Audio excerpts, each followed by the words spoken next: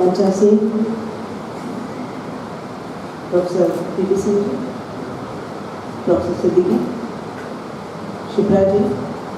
सभागार में उपस्थित सिद्धार्थ विश्वविद्यालय के PRO अविनाश जी,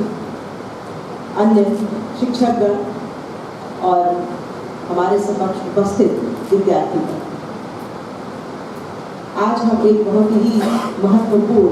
राष्ट्रीय संगोष्ठी भारतीय विदेश नीति के बदलते आयाम के परिप्रेक्ष्य में बात कर रहे थे और अभी आपने हमारे दो ऐसे वक्ताओं को सुना जिनकी इसमें महारत है। जैसा कि आपको बताया गया कि मेरा बैकग्राउंड तो एनवायरमेंटल का है और इसलिए मैं सिर्फ अपनी बात को बहुत सूक्ष्म में आपके सामने रखूंगी, जिसमें कहीं ना कहीं भारतीय विदेश नीति का जो आयाम बदल रहा है उसका बहुत क्लियर पिक्चर आपके सामने आएगा। गायन्ति देवा के गीत गाने धन्यास्तुते भारत भूमि भागे स्वर्गापवर्गास्पदमार्गभूते महन्ति भूय पुरुषः स्वर्गा।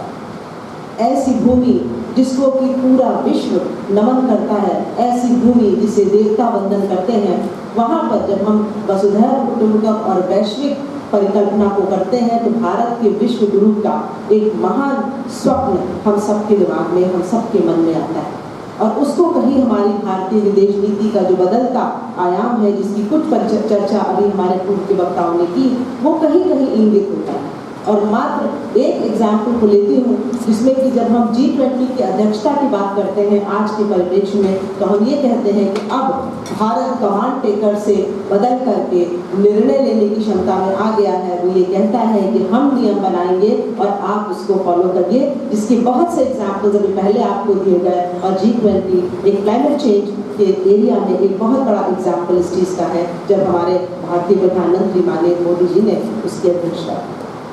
दूसरी एक छोटी सी बात और कहेंगे कि अभी दो वर्तमान में जो क्राइसिस हमारे सामने दी थी, एक रशिया यूक्रेन की बात हम करते हैं और दूसरा आज के बाद में गाजा संघर्ष की बात करते हैं। यदि हम दोनों को ही देखें तो हमारी बदलती राष्ट्रीय नीति में हमने एक ऐसा डुअल रोल प्ले किया है जहां पर हमने एक संयम के साथ अपनी बात को इस तरह से रखा है कि संतुलित व्यवहार करते हुए कैसे हम अपने सारे जितने भी हमारी जो एक आपस की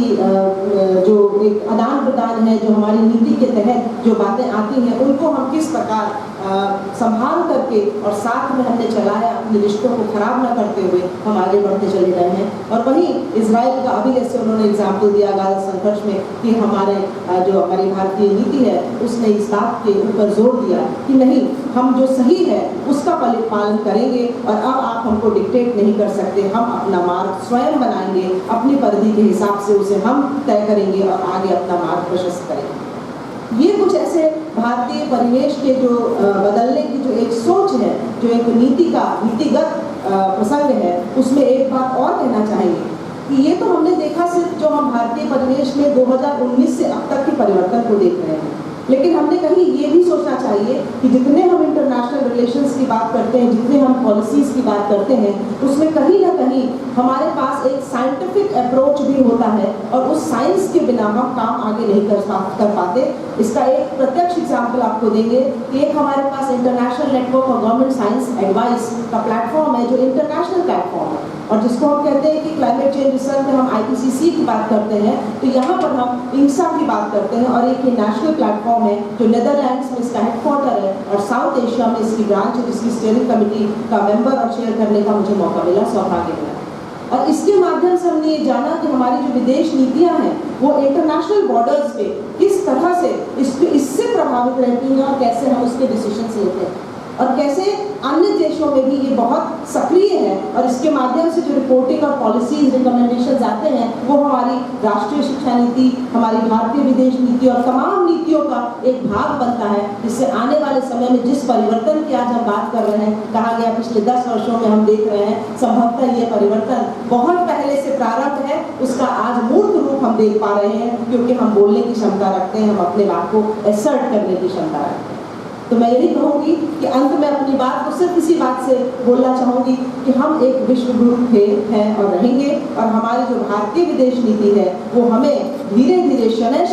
उसकी ओर आगे लेती जा रही है। और जिस तरह के एक डायनामिज्म की बात हमने की, एक स्वतंत्र मंच की बात की, अलाइनमेंट एंड नॉन अलाइनमेंट की बात की, from multidisciplinary single discipline to multidisciplinary की हमने बात की, कहीं ना कहीं उन सबका जब समावेश होता है तभी एक ग्लोबल सिनेरियो बन के आता है और एक वैश्विक ग्रुप की हम कल्पना कर सकते हैं। तो हम आने वाले भारत को, आने वाले 2035 और 2047 तक का जो इंडिया का विजन है, उसमें कहीं ना कहीं अपने को राजनीति के क्षेत्र में, भारतीय विदेश नीति के क्षेत्र में भी अग्रसर और सबसे आगे देखना चाहते हैं और हम इसे पाएंगे, ऐसा मेरा पूरा विश्वास है। आपने हमें यहाँ आकर आपके बीच में कुछ कहने का मौका दिया।